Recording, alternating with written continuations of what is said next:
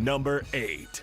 I think Sean Mannion, the new OC, is going to work. I thought Tariq Woolen, grabbing him at corner, I didn't think it was a position of need. The Eagles now have the best cornerback trio in the league by a lot. So it's not like they didn't have enough talent defensively. Now they added an elite Pro Bowl level corner. I think Mannion, listen, Nick Sirianni is very coordinator dependent. Okay, that's just the reality. He needs a Kellen Moore. He needs a Shane Steichen. I think Mannion could be good. I have Philly at 8. He was almost there. I mean, again, it's funny cause Colin can't seemingly make up his mind with the Eagles, but I had a whole take before because Colin said like, oh, it's good to have a Walker, a CEO coach. You don't want to be that.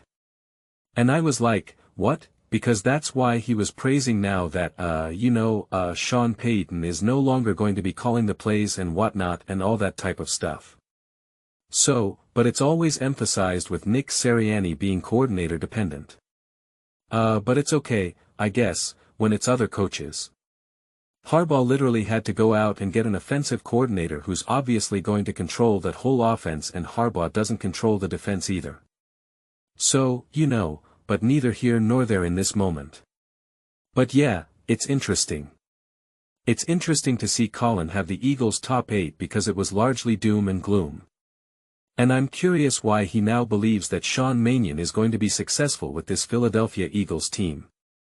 To me, one of the biggest wild cards right now, is the O-line, especially because 2 of the offensive linemen, they went to another country to get treatment on their eye. I think it's their knees. I'm not positive now, but stem cells, all that type of stuff. And yeah, I mean, they even restructured some deals.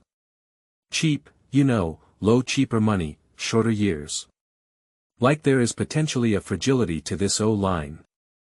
And I'm on the record saying that as long as the O-line is just competent, that it's just not a liability. I think we're going to see a lot more growth and development and stability out of just this offense in general, where obviously last season they just lacked that tremendously. Now the O-line wasn't good enough, and that's why we had all the issues with Saquon Barkley etc. etc. Part of that could be mitigated with a good enough coach, right? Just don't be so predictable about what you're about to do. But that's why I just think it's a little bit of a hybrid situation here. It's a little bit of a combination of just needing the O-line to be better as well as the coordinating to be better. But I'm looking for the Philadelphia Eagles to not just look like what they've looked like in the past. I want to see Jalen Hurts improve, grow, evolve as a quarterback, and I believe he certainly can. You guys, I'm kind of famous around these parts as being the Jalen Hurts defender. But I want to see him grow. I want to see him evolve. I want to see him make plays and do things. And again, when I say even make plays, I don't mean like these big gigantic plays. I just mean in the most basic sense, like make plays that we haven't seen over these past few years. I want to see new tools in the toolbox. I want to see more balance. I want to see a smarter, more strategic, more balanced Jalen Hurts-led offense. And again, I believe it can all be done with the right coach. And so I'm excited to see that if you can start to bring in and I'll use more of a basic comparison like a Brock Purdy element to Jalen Hurts, because there's no reason from how I look at it that there's no reason that some of the strengths that say a Brock Purdy is, and again to be clear, I think Jalen Hurts is a better quarterback than Brock Purdy, but Brock Purdy does other things that I think could be better than Jalen Hurts. And if we can start to see more of that element in Jalen Hurts' game, you're then talking about developing a quarterback that people can no longer question, is he top this, is he top that? You're still always going to have debates whether someone's top 3, top 4, top 5 or something.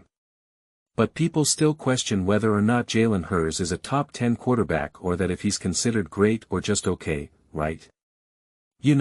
Like any of those types of conversations, if he can just bring that element. I've been talking about this a lot, especially with like Kyler Murray and the Minnesota Vikings, the whole timing and rhythm of an offense, specifically obviously of course the passing game.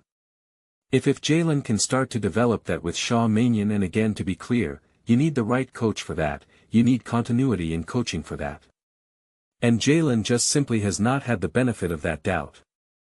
He obviously has not had that benefit. And so if we can start to see that from Jalen, I mean, it's just you're talking about almost essentially like game over at that point offensively. You're talking about just like it's a wrap. So that's why it's just like I'm looking for the O-line to just be competent enough. I know the defense will be great. And again, there's always going to be different variations of how great some of these things are going to be, right? Like you can't expect like the Philadelphia Eagles defense, like you can't expect them to be elite number one year after year. Well, we got Fangio and this that, and therefore there's always going to be ES and flows. There's always going to be ES and flows. That's why as of right now it's like I'm some of my predictions before obviously of course the draft, and just we're still obviously in March. It's like I just look at it in terms of competence and liability. Is something competent, or are you a liability? Is the O-line competent or a liability? Is the run game competent or a liability? Is the defense competent or a liability?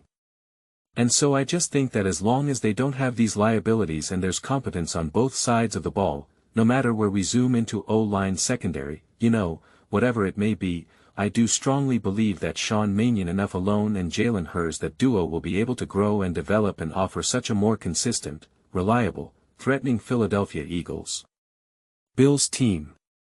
Now, if you combine that with beyond competence and great/elite, whether it be the defense again, however you want to slice it up, that's when you take an even more gigantic step forward. So, the Eagles are going to continue to be a really fascinating team as always, as they are every single year, every single week, every single month, whether it's March or whether it's November. But yeah, I really do like a lot of the stuff they do. I don't really have any strong questions or doubts about the defense. But to me, as of right now, it's just the health of the O-line, not even just because I think the O-line, even if everyone is exactly the same level of health that they were last year, I think the O-line will play better specifically because of Sean Mannion. So the execution itself will be better, but the health is a question mark, which I think is totally fair. And then seeing how much growth and development can Jalen Hurts have with Sean Mannion. So to me, it's those two main things that or to be on the lookout for, right? It's like I believe that will be the main not turning point, but the main focal point as to how great, good, bad, or elite this team will be, the O-line, and how much development Sean Mannion can have specifically with Jalen Hurts. And I'm excited for that cause I think Jalen Hurts is going to have a coach. I think there's going to be an emphasis on making Jalen Hurts a better quarterback. Fundamentally, a better quarterback in a way that I don't think simply existed, over these last few years. And so I'm really excited to see that. He just has not had that, for years. And so, yeah, I'm excited to see what that looks like. But those are just my thoughts. I'd absolutely love to hear yours. What do you guys all think about the Philadelphia Eagles? How are you feeling? Colin's got them at 8th. Listen, that's not bad. Off-season Azen. I mean, it's considering all the conversations that have surrounded about Jalen Hurts and Nick Sirianni and A.J. Brown, and they failed to get the offensive coordinator that they wanted, and this, like nobody wanted the job. 8, off-season, preseason, however the heck we want to define it. That's pretty much top 3 at that for the Philadelphia Eagles. That's like saying they're Super Bowl contenders. Okay. So, that's a pretty big win. I'll be honest with you. I'll be really honest with you, considering all the things that Colin has said essentially since December. It's, that's literally like the Eagles are going to the Super Bowl. But so, let me know your thoughts. I read every single comment. So, whether you agree with me or disagree with me, either way, let's get into some discussions. Let's get to some fights. But ultimately, let's just have some fun. And please do consider subscribing. We're building an amazing community here. I absolutely love to see you part of it.